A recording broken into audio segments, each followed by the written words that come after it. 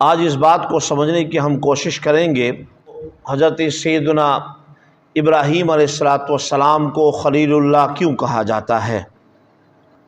اللہ تبارک و تعالی نے اپنے کلام پاک کے اندر ارشاد فرمایا واتخذ اللہ ابراہیم خلیلا، اور اللہ نے ابراہیم کو اپنا گہرا دوست بنایا۔ تو اب خلیل آپ کو کیوں کہا جاتا ہے، اس کی کیا وجہ ہے؟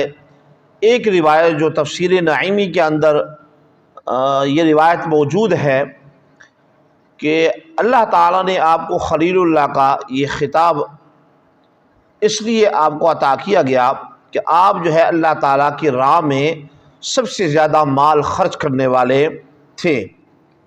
تفسیر نعیمی کے اندر آتا ہے کہ آپ کے ہاں اس قدر جانور موجود تھے، بھیڑ بکریاں اونٹ گائے تھیں، کہ آپ نے اس کے لیے 5000 کتے پالے تھے جن کے گلوں میں سونے کے پٹے تھے، یعنی ان کو بطور نشانی جو ہے ان کے گلوں میں پٹے باندھے گئے تھے اور وہ سونے کے تھے 5000 کتے۔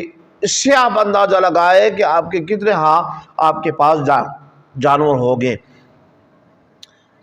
فرماتے ہیں کہ ایک فرشتہ جو ہے بشکل انسانی ایک غار کے اندر، پہاڑ کے اندر ایک غار تھا، اس کے اندر جو ہے بیٹھ کر بآواز بلند اللہ تعالیٰ کا ذکر کرنے لگا۔ اور وہ ذکر کیا تھا؟ سبوح قدوس ربنا ورب الملائکۃ والروح۔ آپ علیہ السلام نے جب یہ آواز مبارک سنی تو فوراً وہاں غار کے قریب آ کر بیٹھ گئے، اور اس فرشتے کی جو ہے وہ اس کلمات کو جو ہے سنتے رہے اور جھومتے رہے، اللہ کا ذکر سکھنا۔ چنانچہ وہ چند مرتبہ اس نے ذکر کیا اور وہ خاموش ہو گیا۔ آپ کو اتنا جو ہے اس میں مزہ آیا، آپ نے کہا کہ کیا بات ہے، ذرا یار کا ذکر تو سنائیے۔ اس نے کہا کہ اجرت دینی پڑے گی۔ آپ نے جو ہے ساری بکریاں جو ہے اس کے مد میں اس کو دے دی اور کہا کہ آپ یار کا ذکر سنائیے۔ اس نے پھر ذکر شروع کیا، سبوح قدوس ربنا ورب الملائکۃ والروح۔ فرشتے کی آواز میں ایسا سرور تھا کہ حضرت ابراہیم علیہ السلام منہمک ہو گئے اور جھومنے لگے اللہ تعالیٰ کا نام سنتے ہوئے۔ چنانچہ اس نے تھوڑا ذکر کیا اور پھر وہ خاموش ہو گیا۔ آپ نے کہا کہ کیا بات ہے یار کا ذکر تو سناؤ۔ اس نے کہا کہ اجرت ختم ہو گئی۔ آپ نے سارے اونٹ جو ہے اس کے مقابلے میں اس کو دے دیے، کہا کہ سارے اونٹ لے لو لیکن یار کا جو ہے وہ ذکر سناؤ۔ اللہ اکبر۔ پھر فرشتے نے اپنے سریلی آواز میں سبوح قدوس ربنا ورب الملائکۃ والروح پڑھتا رہا۔ اچانک پھر جو ہے وہ خاموش ہو گیا۔ تو آپ نے کہا کہ کیوں ذکر نہیں سنا رہے، ذرا ذکر تو سنائیے۔ کہا کہ اجرت ختم ہو گئی۔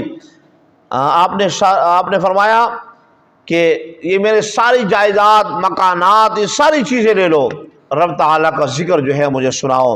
اور فرشتہ پھر جو ہے سبوح قدوس ربنا ورب الملائکۃ والروح پڑھتا رہا، یہاں تک کہ سب کچھ آپ نے رب تعالیٰ کی بارگاہ میں اس فرشتے کو دے دیا۔ رب کے ذکر سننے میں، رب کے پاکیزہ نام سننے پر جو ہے وہ سارا کا سارا کچھ دے دیا۔ تو اس وقت جو ہے آپ کا نام جو ہے وہ خلیل اللہ پڑ گیا۔ فرشتے نے آپ کو اللہ تعالیٰ کا خلیل جو ہے، یعنی اللہ تعالیٰ آپ سے اتنا راضی ہوا کہ اللہ تعالیٰ نے خلیل اللہ کا جو ہے وہ لقب عطا کر دیا۔ اس کا معنی کیا ہے کہ سب سے منقطع، اللہ سے واصل۔ اسی دن جو ہے آپ کا لقب جو ہے یہ پڑا کہ جس دن آپ نے سب کچھ اللہ کے نام پہ قربان کر دیا۔ اب ہمیں اس بات سے کیا درس ملتا ہے کہ ہم بھی یہ جو آنے والے دنوں میں جس پر بھی قربانی فرض ہے وہ خوش دل سے جو ہے اس فریضے کو سر انجام دے، کیونکہ محبوب علیہ السلام نے فرمایا کہ اس دن جو ہے خون بہانے سے بڑھ کر کوئی بھی اللہ تعالیٰ کی بارگاہ میں کوئی چیز افضل نہیں۔ اور رب تعالیٰ کو نہ تو خون نہ گوشت، بلکہ رب تعالیٰ تو انسان کی دل کا تقویٰ دیکھنا چاہتا ہے۔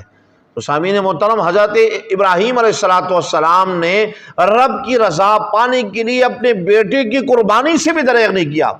اور آپ اور مجھ کو اگر اللہ تعالیٰ کی رضا جو ہے ایک جانور کے ذبح کرنے پر جو ہے ہمیں مل سکتی ہے تو ہم اس بات کو غنیمت جانیں اور اللہ تعالیٰ کی بارگاہ میں قربانی کر گزرے کہ یہ سعادت ملی ہے، کیا پتہ اگلے سال ہمیں یہ سعادت نصیب نہ ہو۔ اس لیے قربانی جن پر فرض ہے، جن پر واجب ہے، انہیں چاہیے کہ وہ خصوصاً اللہ تعالیٰ کی رضا پانے کے لیے جو ہے وہ قربانی ضرور کریں۔ اس میں بڑا اجر ہے۔ کل قیامت کے دن جو ہے جب اس کا اجر جو ہے لوگ دیکھیں گے تو پھر جن پر قربانی واجب نہیں بھی ہے وہ بھی کہیں گے کہ کاش ہم قربانی کر گزرتے یا کر جاتے۔ تو آپ نے سمجھا کہ خلیل اللہ کا لقب کیسے پڑا۔ خلیل اللہ کا لقب سب کچھ قربان ہونے پر جو ہے اللہ تعالیٰ کی طرف سے آپ کو یہ لقب ملا، اور اللہ تعالیٰ نے فرمایا واتخذ اللہ ابراہیم خلیلا۔ میں نے جو سمجھا وہ میں نے آپ کے سامنے جو ہے وہ بیان فرما دیا کہ اس کی ایک وجہ جو ہے وہ یہی ہے کہ آپ نے سارا کچھ جو ہے، سارا مال، ساری جائیداد جو ہے صرف اور صرف اللہ کے نام سننے پر، اللہ کی ذکر پر جو ہے وہ قربان کر دی، اس لیے آپ کو خلیل اللہ کا لقب جو ہے وہ ملا۔